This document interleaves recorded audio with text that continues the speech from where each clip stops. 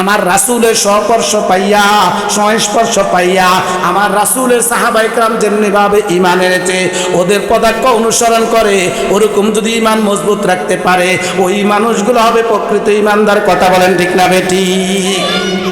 এবার আসেন তো দোস্ত, আবার ভালো করিয়া বোঝার চেষ্টা করেন। ইসলামের কোরআনে মাজিদের একেবারে বিসমিল্লাহ থেকে নিয়া ওয়ান নাসের সিন পর্যন্ত, বিসমিল্লাহির রহমানির রহিমের বা থেকে নিয়া ওয়ান নাসের সিন পর্যন্ত পুরা কোরআন মাজিদ আমাকে আপনাকে মানা লাগবে কি লাগবে না? পুরা 30 পারা কোরআন মাজিদ পরিপূর্ণ আমাকে মানা লাগবে, তাহলে আমি প্রকৃত ঈমানদার।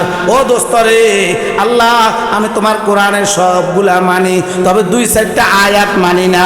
বলেন ঈমান আসেনি? জোরে কয় না আসেনি? ও আল্লাহ, কোরআন মাজিদের সবগুলা মানি রে, মগর কোরআনে মাজিদের মধ্যে সুদের কথা আছে, আমি ওই আয়াতটা মানি না। ও দোস্তর, ঈমান থাকবে নি? আরো জোরে কয় না কা? ও দোস্ত, যুদ্ধ করতে পারি না, জিহাদ করতে পারি না, সেটা আরেক ব্যাপার, তবে কোরআনে মাজিদের মধ্যে জিহাদের কথা আছে না নাই? কোন বান্দা ঈমানদার কেউ যদি যুদ্ধ করে না সেটা আরেক ব্যাপার, যুদ্ধের সময় এখনো আসে নাই সেটা আরেক ব্যাপার, তবে দিলে দিলে এরাদা রাখতে হবে, দিলের মধ্যে তামান্না রাখতে হবে, দিলের মধ্যে আশা রাখতে হবে। যখন যুদ্ধের জন্য ডাক আসবে দল মত নির্বিশেষে ইসলামকে বিজয় করার জন্য, ইসলামকে টিকানোর জন্য, বেদিনের সামনে যুদ্ধ করার জন্য সবাই প্রস্তুত আছি না নাই? ও দোস্ত, যখন ইসলামের ডাক আসে যায় তখন ডাক দিয়ে আবার ইমানদাররা বলতেছে এটা আমার কাজ না, আমি বৃদ্ধ মানুষ, আমার কাজ না, আর এটা হুজুররা কত কথা বলে। ও দোস্তর, জিহাদের ডাক দিলে, যুদ্ধের কথা যখন বলা হয় তখন উলামায়ে কেরামকে জঙ্গিবাদী বলে, এরকম কিছু মানুষ আছে না নাই? বাবা জিরা রে, ঈমানের মধ্যে খতরা আছে। ঈমান যদি সঠিক হয়, আমার আল্লাহর কোরআনে মাজিদের বিসমিল্লাহর বা থেকে নিয়া ওয়ান নাসের সিন পর্যন্ত পরিপূর্ণ কোরআন পুরাটা মানতে হবে। ভিতরে জিহাদের কথা যে আছে ওটা করতে পারি না সেটা আরেক ব্যাপার, তবে এবাউট করা যাবে না। জিহাদি যারা আছে এদেরকে জঙ্গিবাদ বলিয়া গালি দেওয়া যাবে না। জোরে বলেন কথা ঠিক না বেঠিক? ও দোস্ত, তাহলে আমি বলতে চাইছিলাম 1 নম্বর গুণ হলো আমার আল্লাহ ডাক দিয়ে বলেন ইল্লাল্লাযীনা আমানু, যারা ঈমানদার। জোরে বলেন কথা ঠিক না বেঠিক? 1 নম্বর কে? জোরে কয় না কে? তবে ঈমানদার ঈমান হইতে হবে কার মতো? সাহাবায়ে কেরামের ঈমানের মতো মজবুত ঈমান হইতে হবে। আমার আপনার ঈমান সাহাবায়ে কেরামের ঈমানের মতো কতটুকু আছে রে দোস্ত? আল্লাহর নবীর সাহাবীরা ঈমান কেমন ছিল রে বাবা? ছোট্ট একটা সাহাবীর ঘটনা বলে ইনশাআল্লাহ আমরা পরবর্তীতে ধাপে যাব। বাবা জিরা রে, একটু দিলটাকে জিজ্ঞাসা করিও।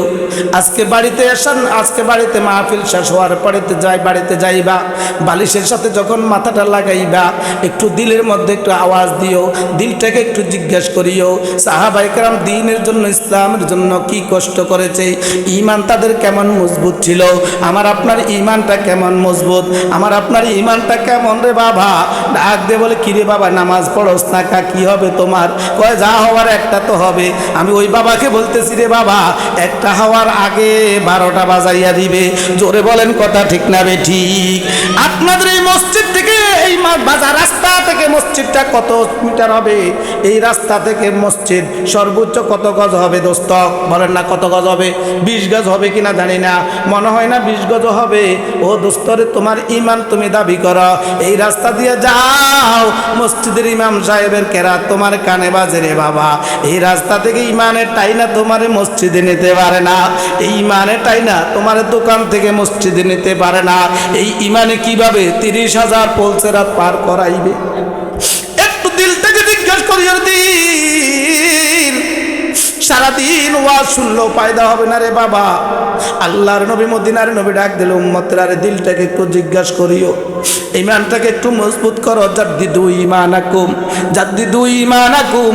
আল্লাহর নবী বলেন ঈমানকে নবায়ন করো, ঈমানকে মজবুত করো, ঈমানকে শক্ত করো, ঈমানকে মজবুত করো। ও দোস্তরে, সাহাবায়ে কেরামের ঈমান কেমন ছিল? ছোট্ট একটা ওয়াকিয়া বলতাম নি, কে কে শুনবেন আর তুলে দেখান। একটু জিকির করতে করতে সামনে চলে আসি, লা ইলাহা ইল্লাল্লাহ।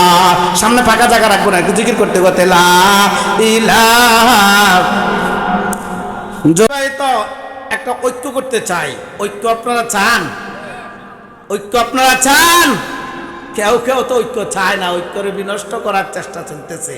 আমরা ঐক্য হইয়া, বিবাহিত আর অবিবাহিত ঐক্য হইয়া একটা আওয়াজ দিব, যেন নাস্তিক বেঈমানের কলিজার মধ্যে আগুন লাগা যায়। পারা যাবে না ইনশাআল্লাহ? নারায়ে তাকবীর, নারায়ে তাকবীর, আল্লাহু আকবার। দিন ইসলাম, দিন ইসলাম, জিন্দাবাদ, জিন্দাবাদ। কোরআন হাদিস যেখানে, আমরা আছি সেখানে। আলেম ওলামা যেখানে, কাদিয়ানী যেখানে, ওরে তো আমরা আছি বলে, আমরা নাই সেখানে। কাদিয়ানী যেখানে, মাশাআল্লাহ, আলহামদুলিল্লাহ।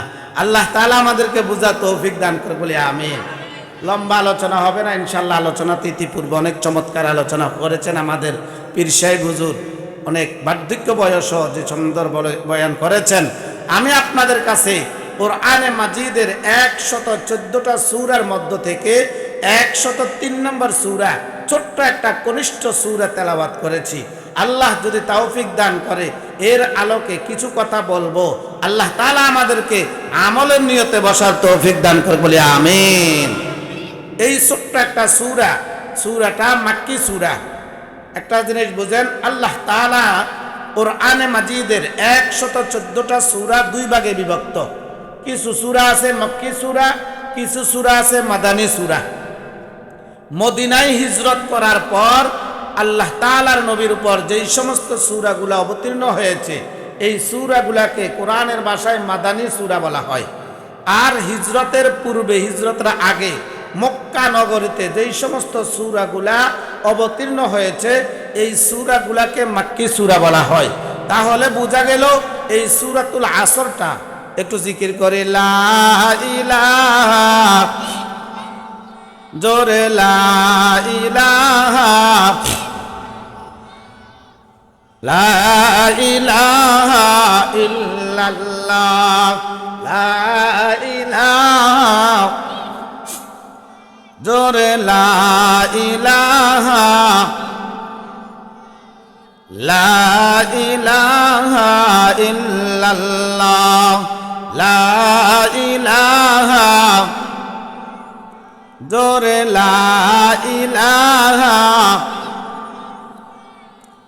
লা ইলাহা, লা ইলাহা ইল্লাল্লাহ।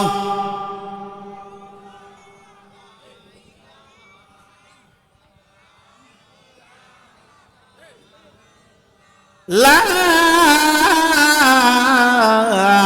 ইলাহা ইল্লাল্লাহু মুহাম্মাদুর রাসূলুল্লাহ সাল্লাল্লাহু আলাইহি ওয়াসাল্লাম। তাহলে বলতে চেয়েছিলাম কোরআন মাজিদের 114টা সূরা দুই ভাগে বিভক্ত। এক ভাগ হলো মাক্কি সূরা, এক ভাগ হলো মাদানী সূরা।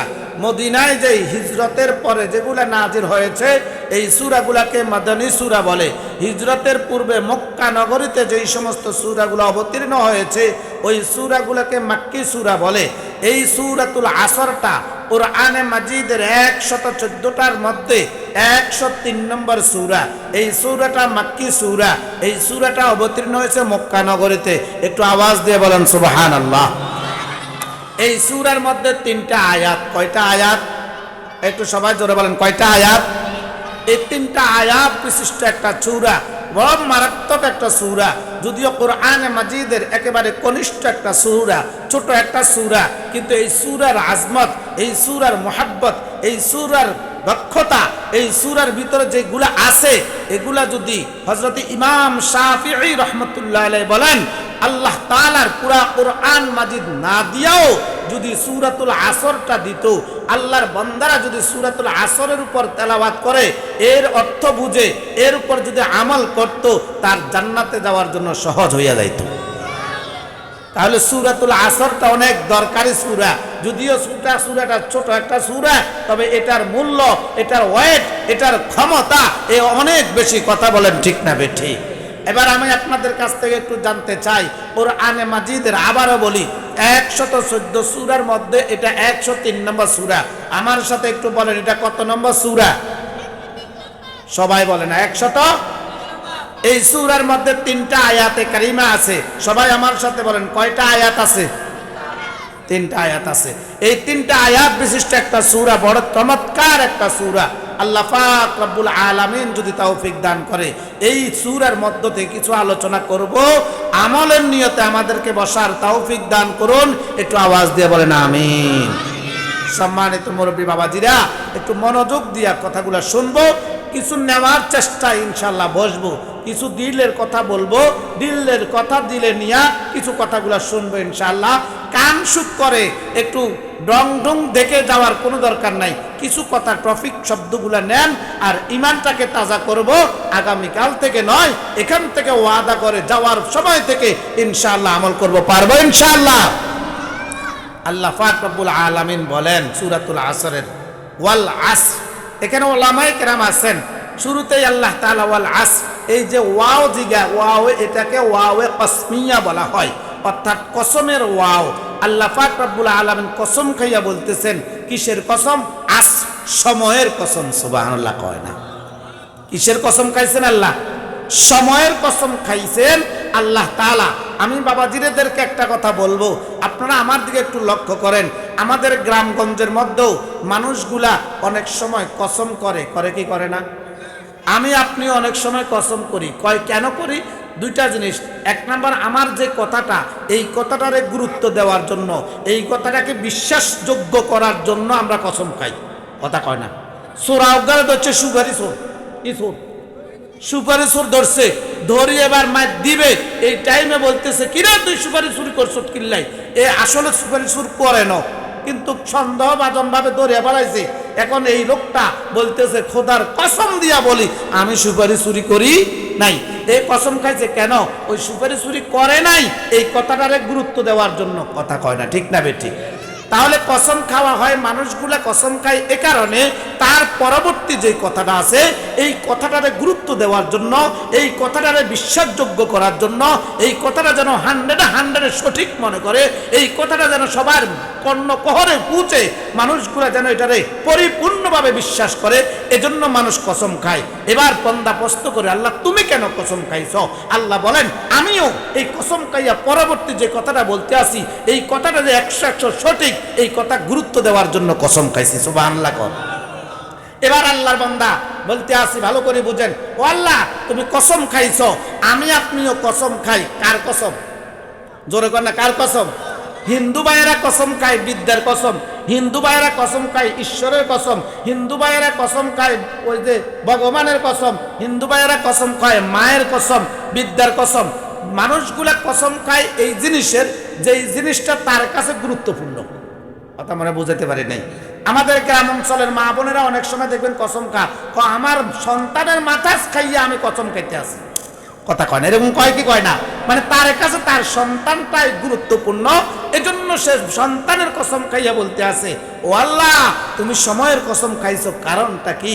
আমার আল্লাহ বলেন বান্দারে তোমার কাছে সময়ের গুরুত্ব না থাকতে পারে, সময়ের মর্যাদা তোমার কাছে না থাকতে পারে, তবে আমি আল্লাহ বলতে আসি, একটু যে আল্লাহু আকবার, আমি আল্লাহ বলতে আসি আমার কাছে সময়ের গুরুত্ব সবচেয়ে বেশি। সুবহানাল্লাহ কোন? একটু ভালো করে বোঝার চেষ্টা করেন। সময়ের গুরুত্ব আমার আপনার কাছে নাই। 4টা কল্লা একসাথে হইয়া বসছে। কয় কল্লা? 4 কল্লা একসাথে হইয়া বইসা মোবাইলের মধ্যে শুধু টিভি। আপনাদের এদিকে নাই, আপনারা খুব ভালো মানুষ, চরকাদিরার মানুষ, অত্যন্ত ইমানদার, আমলওয়ালা, আখলাকওয়ালা, ভালো মানুষ। তবে আমাদের দিকের কথা বলতে আসি আর কি, 4 কল্লা একসাথে বইয়া মোবাইলের মধ্যে টিপ দেওয়া আছে, লুডু খেলে। কথা কয় না? কি খেলে? কিরে বাবা কেন লুডো খেলাস? হুজুর টাইম পাস করতেছি, মানে সময় যাচ্ছে না, সময়টা একটু নিতে আসি। বিশেষ করে আমার মুরব্বী বাবারাও অনেক সময় এরকম করে, ওই রমজান মাস আসলে আসরের পরে বা আগে মিলাই, এই যে একটা সময় পাস করতে আসে, বলতেছে একটু টাইম পাস করতেছি, সময়টা নিতে আসি। আমার বাবাজিদেরকে বলবো, ও বাবাজিরা, ও যুবক ভাইয়েরা, কলিজার টুকরা যুবকেরা, শোনো, আজকে কথাগুলা বলে যাই, এই সময়ের এক একটা সেকেন্ডের দাম যে কত বেশি এখন না বুঝতে পারো, এমন এক সময় আসবে তখন চিন্তা করলেও, তখন আফসোস করলেও কোনো লাভ হবে না। জোরে বলেন সুবহানাল্লাহ। ফাসাওফা তারা ইজানে কাশাফাল গুবারু, ফাসাওফা তারা ইজানে কাশাফাল গুবারু, আফার সুন তাহতা রিজলিকা আম হিমারু, रोने के वक्त जब रोया नहीं, वक्त जाने के बाद रोने से कुछ फायदा नहीं। এ যুবক বাবাজিরা, ও বৃদ্ধ বাবারা, ভালো করে কথাগুলো বোঝার চেষ্টা করো। আল্লাহু আকবার, আল্লাহু আকবার। সময়টাকে তুমি পাস করতে আসো, এই যে টাইম আল্লাহ তাআলা যে সময়টা আমার আপনাকে দিয়া দিছে রে বাবা, এই সময়টা তুমি অবহেলায় নষ্ট করতে আসো। একটা সময়ের মূল্য যে কত বেশি, এই সময়ের গুরুত্বটা যদি বুঝতে রে বাবা, একটা সময় তোমার থেকে যাইতো না। বলেন ঠিক না বেঠিক? আল্লাহর নবী মদিনার নবী একদম কলিজার টুকরা উম্মত, একটু গভীর ভাবে কথাগুলো শোনার চেষ্টা করে রে বাবা। কিয়ামতের ময়দানে আমার আল্লাহ পাক রব্বুল আলামিন ডাক দিয়ে বলবে, বান্দারে, আল্লাহু আকবার, আল্লাহু আকবার। আল্লাহ পাকের নবী মেরাজের রজনীতে যখন গিয়েছিলেন, এক প্রকারের মানুষগুলাকে দেখতে আসে, আফসোস করতে করতে শুধু আঙ্গুল কামড়াইতে আছে, আঙ্গুলগুলা ছিটতে আছে রে বাবা। আঙ্গুলগুলার মাথা থেকে ছিটতে বুকল পর্যন্ত আইসা যায়। ডান হাত ছিঁড়ার পরে আবার বাম হাত ছিঁড়া শুরু করিয়া দেয়, এই দিক দিয়ে ডান হাত ঠিক হইয়া যায়, আবার বাম হাত ছিঁড়তে বুকল পর্যন্ত আসে। ডাক দেয় বলে, কিরে বাবা, তোমাদের এই পরিস্থিতি কেন এইভাবে ছিঁড়তে আসো? আল্লাহর নবীকে ডাক দিয়ে বলে, ইয়া রাসূলুল্লাহ, ইয়া হাবিবাল্লাহ, আমরা সময়ের গুরুত্ব দেই নাই, আফসোস করতে করতে আজকে আমাদের এই পরিস্থিতি। সুবহানাল্লাহ। আমার বাবাজিরা ভালো করে বুঝো, গ্রাম অঞ্চলের মানুষ আমরা, ও দোস্তরে গ্রাম্য মানুষ যারা আছো, বড়শি ভাই আছে না নাই? মাছ ধরার জন্য বড়শি ফেলাইছে, পুকুরের মধ্যে বড়শি ফেলাইছে। আপনাদের এদিকে কি বলে? আমাদের ওদিকে বড়ই বলে। কথা কয় কি কয়? এই দোস্ত বড়ি ফেলাইছে, বড়শি ফেলাইছে, পুকুরের মধ্যে, খালের মধ্যে, নদীর মধ্যে ফালানোর পর বড়শির মধ্যে মাছটা লাইগা গেছে, দিছে চুঙ্গি টান, আল্লাহু আকবার, নিচের দিকে দেওয়ার সঙ্গে সঙ্গে বড়শিও দিছে উপরের দিকে টান, উপরের দিকে টানার পর মাছটা অতটুকু উঠার পর গেছে নামার দিকে পড়িয়া। এবার আল্লাহর বান্দা আঙ্গুলের দিকে কামড় দেয়। হাই রে, কি করলাম? কথা বলেন না ঠিক না বেঠিক? বাবা জিরা রে, আঙ্গুলের মধ্যে কেন কামড় দিলা? আফসোস যখন মানুষ করে তখন নিজের আঙ্গুলে নিজে কামড় দেয়, নিজের জিহ্বার মধ্যে নিজে কামড় দেয়, নিজের ঠোঁটের মধ্যে নিজের কামড় দেয়।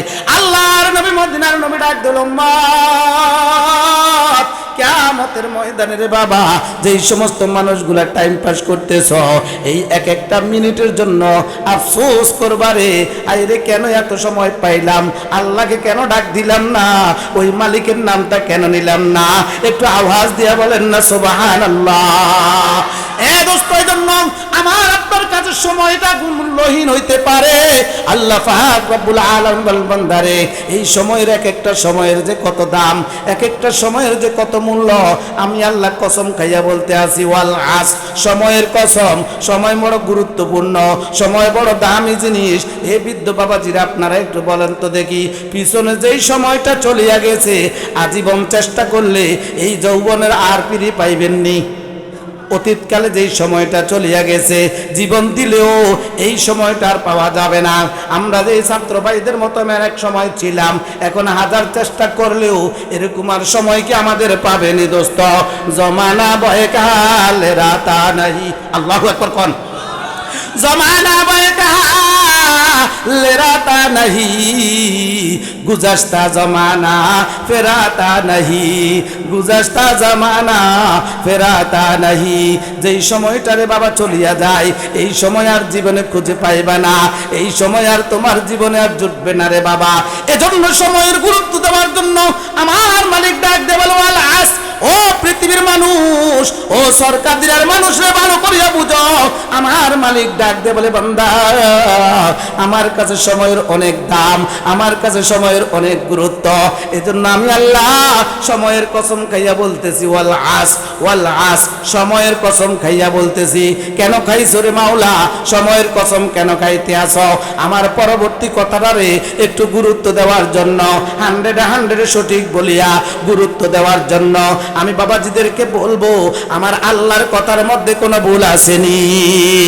আল্লাহর কথার মধ্যে কোনো ভুল নাই, কোনো সন্দেহ নাই, কোনো সংশয় নাই। লা রাইবা ফি, আল্লাহর কালামের মধ্যে কোনো সন্দেহ নাই, আল্লাহর কথার মধ্যেও কোনো সন্দেহ নাই। এরপর মালিক ডাক দিয়ে বলে, বান্দারে আমি কসম খাইয়া, ওই সময়ে কসম খাইয়া, গুরুত্বপূর্ণ জিনিসের কসম খাইয়া পরবর্তী জিনিসটারে, পরবর্তী টপিকটারে গুরুত্ব দিতে আসি। একটু আওয়াজ দিয়ে বলেন না সুবহানাল্লাহ। এবার আল্লাহর বান্দা বলেন, ও আল্লাহ সময়ের কসম খাইছো, ওই জিনিসটা গুরুত্ব দেওয়ার জন্য জিনিসটাকে একটু জানতে চাই। আপনারা কি জানতে চান কি চান না? কে কে জানতে চায় হাতটা তুলিয়া দেখায়। নারায়ে তাকবীর।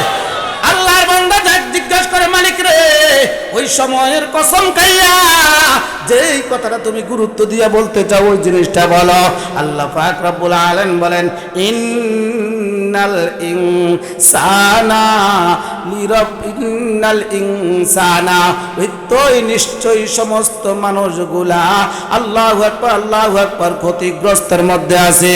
একটু আওয়াজ দিয়া বলেন না নাউযুবিল্লাহ। ওয়াল আস ইন্নাল ইনসানা লাফি খুস, নিশ্চয়ই নিশ্চয়ই সমস্ত মানুষগুলা ক্ষতির মধ্যে আছে। এ চরকাদিরার মানুষগুলা বুঝো তো দেখি, আমাদেরকে ডাক দেয়া বলতেছে, কে ডাকে? আল্লাহ বলেন, বান্দারে ইন্নাল ইনসানা লাফি খুস, নিশ্চয়ই নিশ্চয়ই সমস্ত মানুষগুলা ক্ষতিগ্রস্তের মধ্যে আছে। এ বাবা ভালো করিয়া বুঝো, আল্লাহর সেন্টেন্সটা এমন সুন্দর করে ব্যবহার করেছেন, এখানে ওলামায়ে কেরাম আছে রে বাবা ভালো করিয়া বুঝো। শুরুতে ইন্না তাকিদ শব্দ এনেছে, ইন্না নিশ্চয় তাকিদ শব্দ ব্যবহার করেছে আমার আল্লাহ। এরপর আবার লাফি খুস, এখানে লামে তাকিদ। এ ছাত্র বাবাজিরা ভালো করিয়া বুঝো, এখানে যে লাফির মধ্যে লাম থেকে লামে তাকিদ, আল্লাহ আবারও গুরুত্ব দিয়ে বলতেছে নিশ্চয়ই নিশ্চয়ই, ডবল বলিয়া বোঝাচ্ছেন নিশ্চয়ই নিশ্চয়ই। আল্লাহ বলতেছেন সমস্ত মানুষগুলা ক্ষতির মধ্যে আছে। এই সরকারের মানুষগুলা, আমরা সকলকে আল্লাহ ডাক দিয়ে বলতেছেন পৃথিবীর সমস্ত মানুষগুলা ক্ষতির মধ্যে আছে। তবে জানিয়া রাখিও, যার মধ্যে আল্লাহু আকবার আল্লাহু আকবার 4টা গুণ থাকবে, এই মানুষগুলা ক্ষতির মধ্যে থাকবে না। এই কথাটা কার? আল্লাহ ডাক দিয়ে বলে, বান্দা বান্দি পৃথিবীর সমস্ত মানুষগুলা ক্ষতির মধ্যে আছে রে। তবে 4 প্রকার গুণওয়ালা মানুষ যারা থাকবে, এরা